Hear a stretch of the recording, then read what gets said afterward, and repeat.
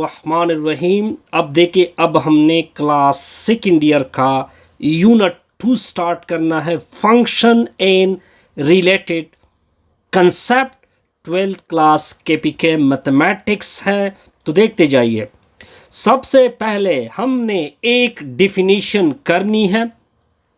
Function की definition क्या होती है? देखिए, फंक्शन में दो वेरिएबल होते हैं। एक वेरिएबल y होता है, एक वेरिएबल x होता है। ये y वेरिएबल किस पे डिपेंड करता है? x के ऊपर। लेकिन कंडीशन क्या होती है कि हर x हिस्सा लेगा y के साथ, लेकिन इस हर एक x का एक आउटपुट होगा किसकी सूरत में? y की सूरत में। अगर ऐसा हो तो वो रिलेशन क्या कहलाता है? y को फिर क्या बोलते हैं? फंक्शन ऑफ x बोलते हैं। एग्जाम्पल से ये चीज क्लियर करते हैं। अब देखें, मैंने क्या कहा कि हर एक x हिस्सा लेगा। अब देखते जाइए। अब अगर आप इन हर एक x को देखें, x1 भी हिस्सा ले रहा है, x2 भी हिस्सा ले रहा है, x3 भी हिस्सा ले रहा है, x4 भी हिस्सा ले रहा है। तो पहला पॉइंट क्लियर, इसका मतलब है फर्स्ट कंडीशन क्लियर हो गई। दूसरी कंडीशन क्या है कि हर एक से एक लाइन निकलेगी। अब देखिए, x1 से एक लाइन, x2 से एक लाइन, x3 से भी एक लाइन, x4 से एक लाइन। तो इसको बोलते, इसका मतलब ये बना कि f from x to y ये क्या बन रहा है? फंक्शन बन रहा है। क्लियर? बिल्कुल क्लियर होगा, कोई कंफ्यूजन नहीं। अब आते हैं इसके नोटेशन के ऊपर। अगर y फंक्शन है x का, तो आप लिखोगे y is a function of x, यानी y equal to f of x। इसका मतलब ये कि y फंक्शन बन चुका है किस वेरिएबल का? x का। पॉइंट क्लियर जी? बिल्कुल क्लियर। अब देखें, अब हमने डिफाइन करना है डोमेन को।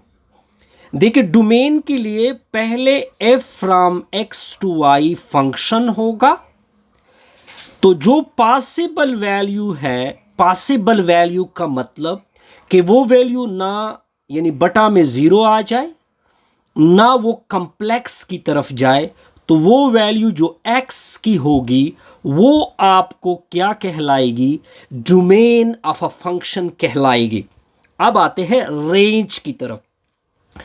देखिए, रेंज के लिए क्या करना होगा? f from x to y function होगा। तो जो पॉसिबल वैल्यू x की वजह से जब f इसकी अप्लाई होता है, जो y की वैल्यू हमें आ जाती हैं, उस वैल्यू को रेंज ऑफ अ फंक्शन बोलते हैं। क्लियर? बिल्कुल क्लियर। अब आते हैं इसकी सॉल्यूशन के ऊपर। तो इसकी सॉल्यूशन देखे, सॉल्यूशन बहुत सिंपल सी है। हमने डोम फाइंड करना है, डोमेन f का फाइंड करना है, आपने फाइंड करना है रेंज f का। अब देखिए, फंक्शन ऑफ का क्या है? f of x equal to 1 divided by x plus 2। असल में x की वैल्यू को डोमेन बोलते हैं। तो जब बटा में हो तो आपने बटा की वैल्यू को इक्वल करना है 0, इक्वल टू 0 होगा। इससे x की वैल्यू को निकाल दोगे -2। अगर मैं x की जगह -2 पुट कर दूं तो डिनोमिनेटर में क्या आएगा?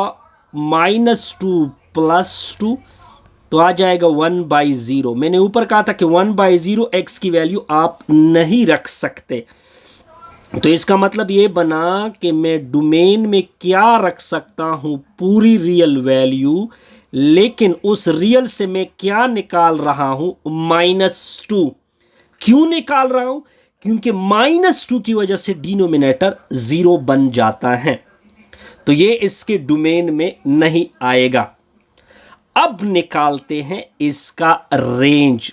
किसका रेंज निकालते हैं? f का। अब रेंज निकालने के लिए क्या करोगे? आप अपना फंक्शन लोगे f of x equal to 1 divided by x plus 2।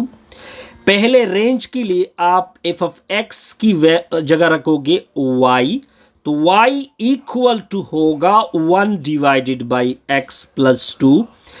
पहला स्टेप आपने f of x की जगह क्या रखा? y रखा। दूसरा स्टेप रेंज के लिए क्या होगा कि आपने x की वैल्यू को निकालना है, तो ये उधर मल्टीप्लाइड होगा x plus 2 into Y equal to 1।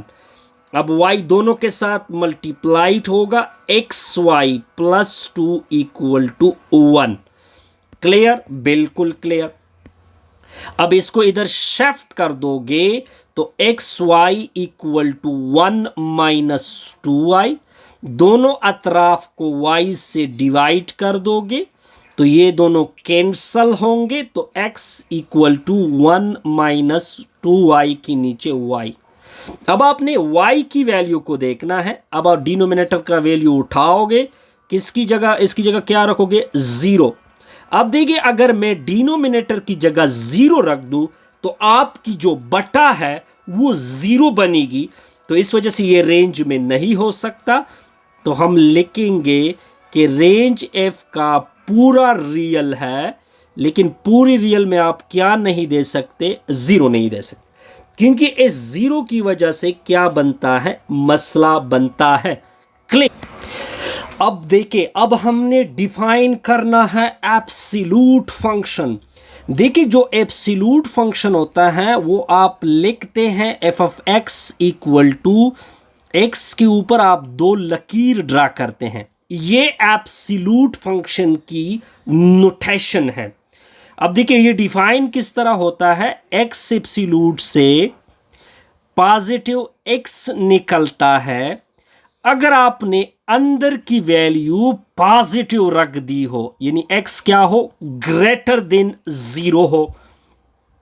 इसी x एब्सोल्यूट से -x आता है अगर आपने x की वैल्यू क्या रखी हो? लेस देन 0 रखी हो। फिर इससे 0 निकलता है अगर आपने x की वैल्यू क्या रखी हो? 0 रखी हो। तो इसको क्या बोलते हैं? एब्सोल्यूट फंक्शन बोलते हैं। अब क्या करेंगे? अब हमने इसके डोमेन को डिफाइन करना है और इसके रेंज को भी फाइंड करना है, यानी अपने 2 क्वेश्चन करने हैं। एक इसका डोमेन f का फाइंड करना है, एक आपने इसका रेंज फाइंड करना है। लास्ट पे आप क्या बनाओगे? ग्राफ बनाओगे, ग्राफ। क्लियर? बिल्कुल क्लियर। अब देखिए, अपना एब्सोल्यूट फंक्शन ले, इसकी डिफिनीशन क्या थी? इससे पॉजिटिव x निकल रहा था जब x की वैल्यू ग्रेटर देन 0 थी। इससे -x निकल रहा था जब x की वैल्यू लेस देन 0 थी। इससे 0 निकल रहा था जब x की वैल्यू क्या थी? 0 थी। अब आते हैं रियल लाइन के ऊपर। रियल लाइन से हम इसका डोमेन आसानी से निकाल सकते हैं। ये आपका रियल लाइन है, इधर होता है 0, इधर होता है नेगेटिव। इस साइड पे वैल्यू प्लस, यानी सारा ग्रेटर देन 0। ये सारे ग्रेटर देन 0 वैल्यू हैं, ये सारे ग्रेटर लेस देन 0 वैल्यू हैं, और ये x की वैल्यू क्या हो गई? 0 हो गई। तो इसका मतलब ये बना कि जो इसका डोमेन है वो आप देख सकते हैं 0 भी ले रहा है, पॉजिटिव नंबर भी ले रहा है, नेगेटिव भी ले रहा है। तो इसका मतलब ये बना कि ये पूरा रियल है। पूरा रियल मतलब -इन्फिनिटी से लेकर +इन्फिनिटी। क्लियर? बिल्कुल क्लियर। अब नेक्स्ट हम इसका क्या डिफाइन करेंगे? रेंज को करेंगे कि इसका रेंज क्या होगा। ये जो रेंज आपको नजर आ रहा है, ये रेंज हम कहां से निकालेंगे? इसके ग्राफ से। कहां से निकालेंगे? इसके ग्राफ से। हम एक्स वाई प्लेन ड्रा करते हैं, ये आपकी एक्स वाई प्लेन होगी। अब आप देखें, अब आपका फंक्शन क्या है? F of X equal to X absolute. अगर मैं एक्स की जगह 0 रख दूं तो 0 का एब्सोल्यूट क्या है? 0 है। तो इसका मतलब है ये पॉइंट एक्स की जगह मैंने 0 रखा तो वाई की वैल्यू भी, यानी एफ ऑफ एक्स की वैल्यू वाई होती है 0। अगर मैं एक्स की जगह 1 रख दूं, अब इधर मैं रख भी लेता हूं आपके लिए। पहले मैंने एफ ऑफ एक्स की जगह, F of x x absolute था, पहले मैंने एक्स की जगह 0 रखा तो 0 का एब्सोल्यूट 0 होता है। तो फर्स्ट पॉइंट 0 कामा 0। अगर मैं x की जगह 1 रख दूं तो 1 का एब्सोल्यूट 1 होता है, पॉजिटिव 1। तो 1 कामा 1। तो दूसरा पॉइंट 1 कामा 1। अगर मैं x की जगह 2 रख दूं तो 2 एब्सोल्यूट इक्वल टू 2, तो 2 पे 2। तो ये आपका रिजल्ट होगा। सिमिलरली 3 पे 3, 4 पे 4, up to so on. Minus की तरफ आ जाइए। अगर मैं -1 एब्सोल्यूट रखूं तो इससे +1, क्योंकि एब्सोल्यूट नेगेटिव को जज़ब कर लेता है। तो -1 पे +1, -2 पे +2, -3 पे +3। इस तरह आपका एक डायग्राम बनता है, इस तरह ये। अब देखिए इस तरह एक और डायग्राम इस साइड पे बनता है। अगर आप इसको देखें, ये बिल्कुल वी शेप बन रही है। क्या शेप बन रही है? V shape. तो हमने एक पॉइंट नोट किया,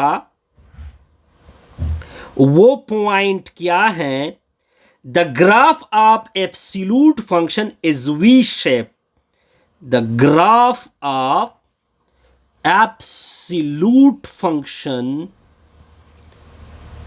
is V shape. Point clear? बिल्कुल जी, क्लियर। इस तरह हमारी ये वीडियो क्या हो गई? कंप्लीट हो गई। नेक्स्ट में हम और टॉपिक को डिस्कस करेंगे।